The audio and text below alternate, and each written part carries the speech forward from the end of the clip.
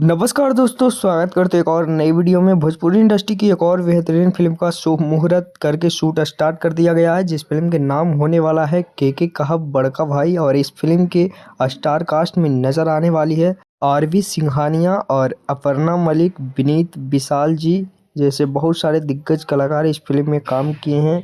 और महेश आचार्य जी भी इस फिल्म में नजर आने वाले हैं। इस फिल्म के निर्देशक हैं सुनील मांझी जी। और इस फिल्म के बहुत ही ज़ोरों ज़ोरों से अभी शूटिंग किया जा रहा है। इस फिल्म के डायरेक्टर हैं सुनील मांझी और बहुत ही बेहतरीन फिल्म होने वाला है दोस्तों।